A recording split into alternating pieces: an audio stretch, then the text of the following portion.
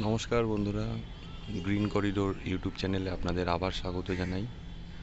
আজকে আমি আপনার গোলাপ গাছ নিয়ে একটা আলোচনা করতে চাই। যেটা হচ্ছে গোলাপ গাছ তো আমরা সবাই করছি বা করার চেষ্টা করছি। তো মেন ব্যাপারটা হচ্ছে যে গোলাপ গাছে তো আমরা বিভিন্ন রকম খাবার দিচ্ছি, তার সাথে সাথে যেটা মোস্ট ইম্পর্টেন্ট থিং সেটা হচ্ছে হিউমিক অ্যাসিড। তা এই হিউমিক অ্যাসিডটার তো আমরা সব জায়গায় আমরা দেখতে পাই বা আমরা কেনার সময় তো কিনে নিই, তা এটার ব্যবহারও করছি, কিন্তু এটার কাজটা কি সেটা বিষয়ে আলোচনা করতে চাই।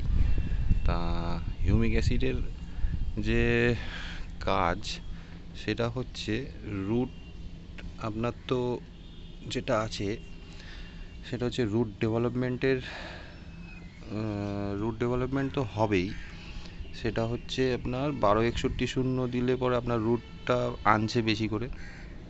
তার সাথে রুট যখন বেশি আনছে, কিন্তু রুটটা কীরকম কোয়ালিটির রুট হবে, হ্যাঁ, রুট আসলেই হলো না, রুটের হেলথটাও একটা ম্যাটার করে যায়।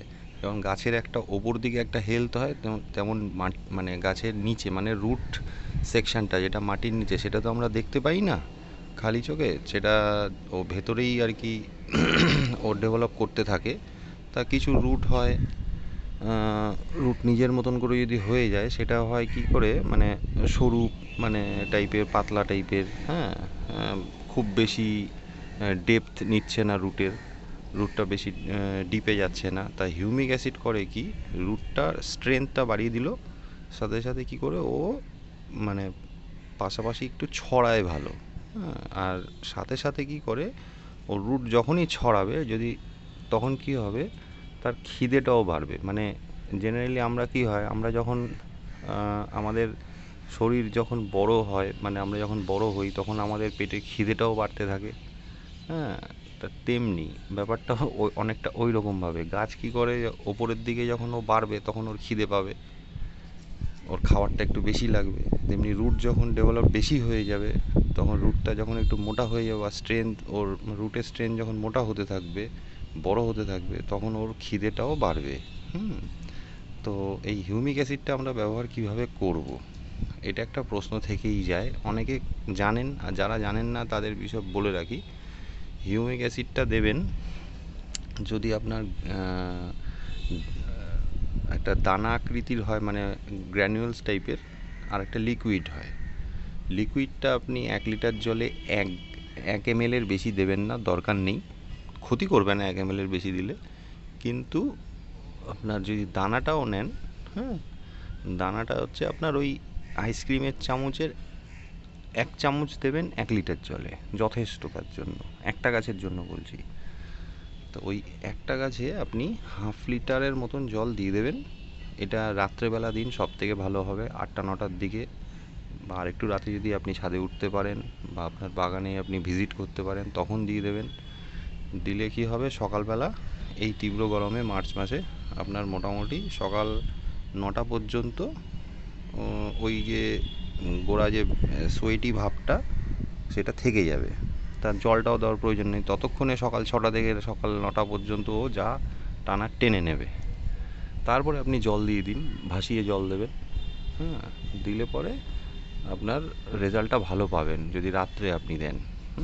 কেননা সিন্ডারের গাছে কি হয়, আপনি যখন দেবেন, হ্যাঁ, ধরুন সকালবেলা আপনি দিলেন, 3 ঘন্টার মধ্যেই আপনার মিডিয়াটা শুকিয়ে যাবে, তখন আবার আপনি জল দেবেন, তাহলে গাছ বেশি নিতে পারলো না, যতটুকু পারলো, হ্যাঁ, সেটা যথেষ্ট হবে কি না আমার সন্দেহ আছে। তাই জন্য আমি মনে করি রাত্রেবেলা দিয়ে দেবেন। এটা গেল।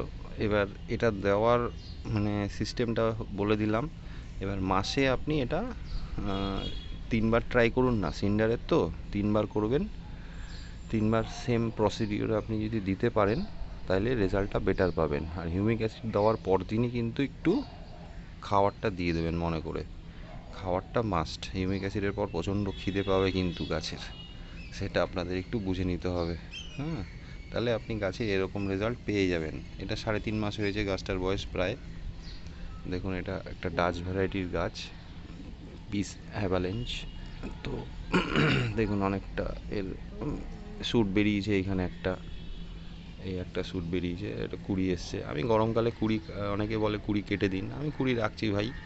আমার 2-4টে গাছ, আমি দু চারটে গাছে আমার কুড়ি ফুড়ি কেটে দিলে পরে আর ভাল লাগবে না, মনে শান্তি পাই না। তাতেও দেখছি আমার রেজাল্টটা ভালোই। বর্ষাকাল আসছে, বর্ষাকালে আবার হবে, তখন নিজের থেকে গ্রোথ নিয়ে নেবে। ঠিক আছে, তো আর বিশেষ কিছু বলার নেই। ভিডিওটা এই পর্যন্তই রাখছি। আপনাদের ভালো লাগলে একটু লাইক করে দেবেন, আর ইনফরমেশানটা যদি ঠিকঠাক লাগে সাবস্ক্রাইব করে নেবেন, আর বন্ধুদের সাথে শেয়ার করবেন। হ্যাঁ, ধন্যবাদ, ভালো থাকবেন।